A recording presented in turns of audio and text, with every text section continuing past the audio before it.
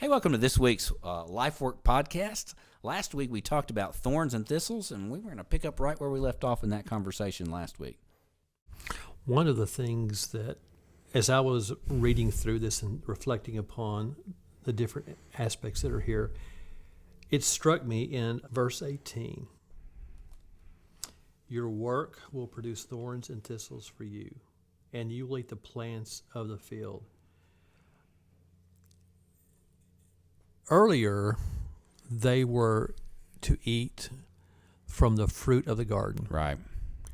And now God's making them be vegetarians? And now they're pushed to the field. Oh, okay. See, so they're not in the garden anymore. Right. So you're not going to have access to that. That would be very much a punishment for me. Yes. Although there's a whole debate about whether or not Adam and Eve were vegetarians before the fall. That's another conversation for another. I'm sorry, I interrupted your We will thought. tease that out in another podcast because now you piqued my curiosity about that. But just thinking in terms of the context of their work has been affected by the fall. They were in the garden, perfect. I mean, beautiful. Right. What the garden must have been like is just beyond my ability to imagine, although I try. Now they're in a field. I once heard a guy say they went from gardeners to farmers, and I think that's very unfair to say that, because I believe farming is a noble profession and glorifies God, and I don't think it's appropriate to say that statement kind of indicates. But maybe that statement is saying that it became increasingly more challenging. How they're going about growing their food is different. I don't know exactly what it was like in Eden, but I kind of imagine it being like they walk into the garden and it's sort of like 7-Eleven. Things are just kind of coming up and it's conveniently there for you to take, and now no, you're sweating, your brow is sweating, you're having to do this hard work that you didn't have to do beforehand. Yeah, we don't really know how long Adam was in the garden before. We don't, and we don't know what tending and watching over the garden meant, really. There are some people that say that all of Genesis 2 and 3 happened in one day. I don't know that there's a way of knowing that. That's just, that would just be a guess, but some people try to put it in that sixth day, or that seventh day. But now he's pushed out of the garden, and now he's having to produce from the field. Right. And you plant, and the things you plant aren't the only things that are growing. The thorns and thistles come up with it. In verse 19, you will eat bread by the sweat of your brow. So, again, how do you read the sweat of the brow? Was there no sweat or actual labor involved pre-fall? Probably was, but the indication by the sweat of your brow seems to suggest that a different level of effort, a different kind of intensity, a different kind of investment of life energy could be occurring here that was different pre-fall as opposed to post-fall. Well, I can't really unravel what Genesis 3 is about with the curse unless we put it in context of what the reversal of the curse is. Do it. And I think that's where you really kind of have to go, is this description from Revelation 22, where actually you could also bring in Revelation 21 as well. There's lots of things that are said in both places. But Revelation 22 says that the tree of life was on each side of the river, bearing 12 kinds of fruit, producing its fruit every month. The leaves of the tree are for the healing of the nations, and there will no longer be any curse. Right?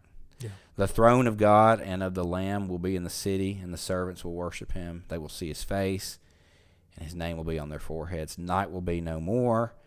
People will not need the light of a lamp or the light of the sun, because the Lord God will give them light, and they will reign forever and ever.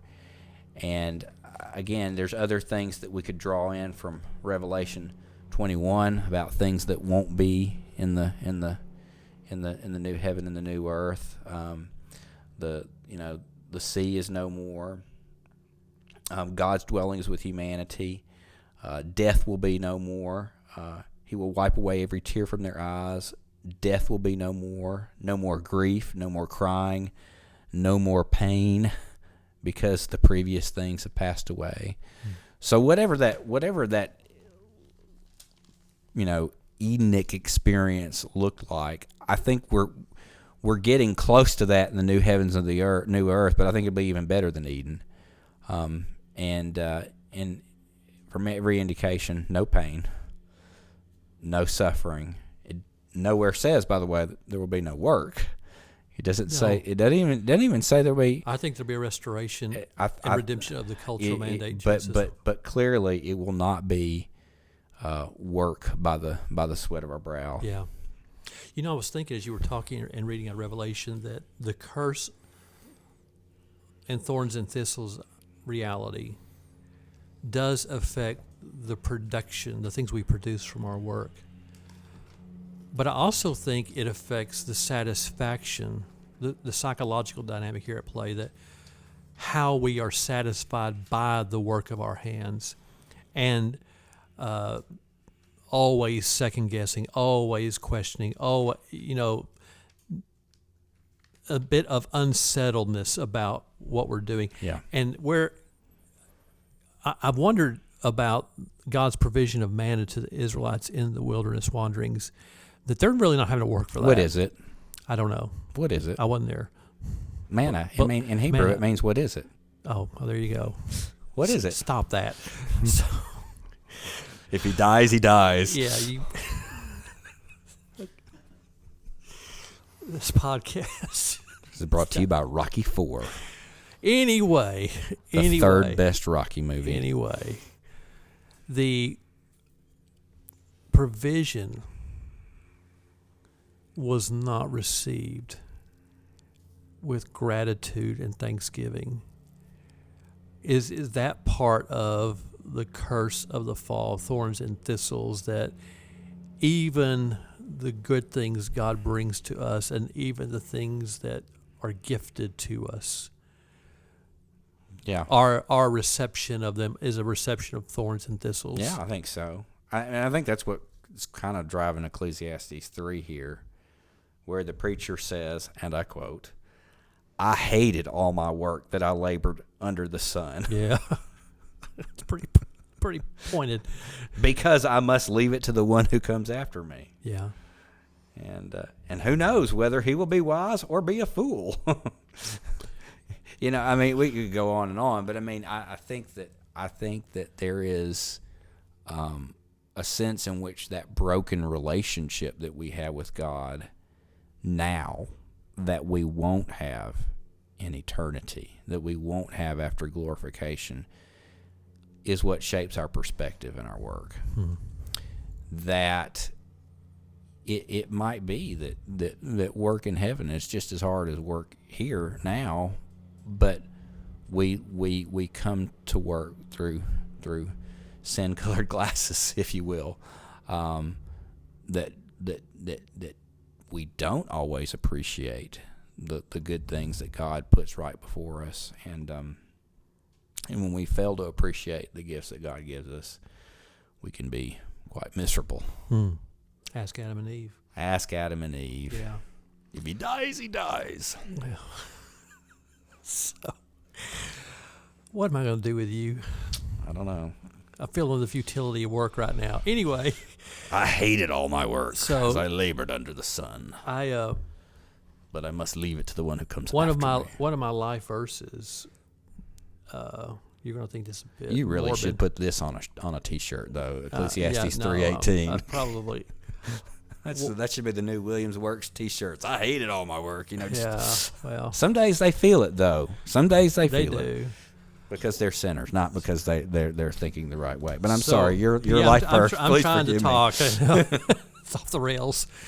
This is why we had a lull, folks. This is why we had a lull. So you can only handle so much of me at a time. One of my, maybe not life verses, but a verse that kind of helps hopefully keep my life in perspective is Joshua chapter 1, verse 2. And Moses, my servant, is dead. And the reason I think about Stan, my servant, is dead. Well, we're here for a while. Sure. And none of us are irreplaceable. That's right. I mean, Joshua had stepped in. God had been preparing Joshua. And it really came home. I had a conversation with a dear friend who had been a president at another school. And he did this incredible work. And the school was revitalized. And it just good things. What a wonderful legacy. And then the person came in after him who had a different vision, which is perfectly fine, and wanted to go in a different direction. And it looked like, not a dismantling, but it just looked like a complete pivot. And that's part of, I think, an unintended expression of working in a fallen world, that we do good things. The Lord uses our work to do good things, hopefully gospel things, things that bring him glory. But there are others that come behind us that may take our work in a completely different direction, unintended direction. Again, that's what Ecclesiastes says. That's Who right. knows That's right. whether he'll be wise or be a fool?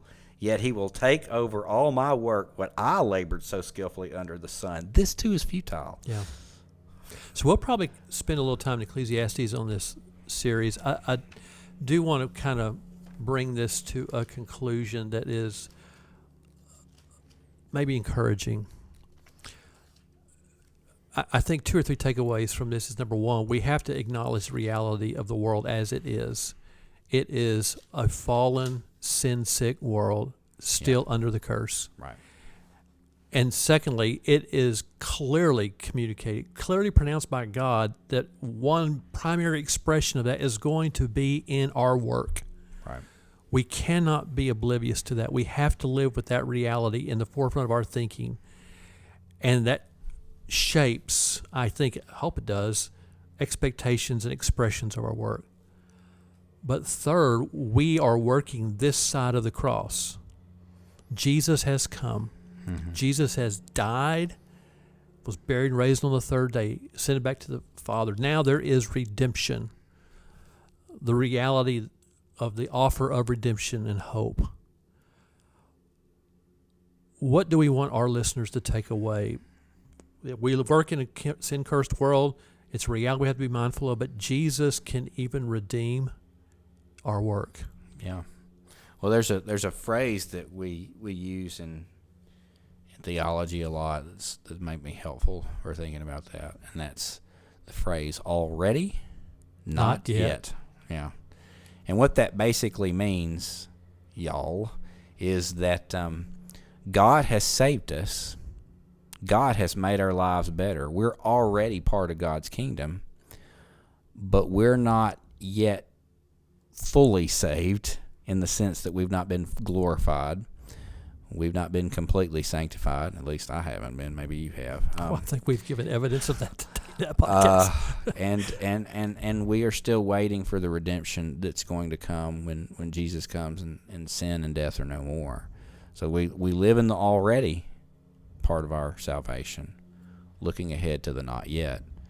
And I think that's true of our work. Already we found new purpose. Already we found a reason to keep on working, but we've not yet gone to our final destination for work. Yeah. We don't have our final job yet, if you will. In a sense, not only is creation groaning, but we are too. Oh, absolutely. And even absolutely. In our work, yeah. we've grown That's for right. God's That's redemption. Right. That's right.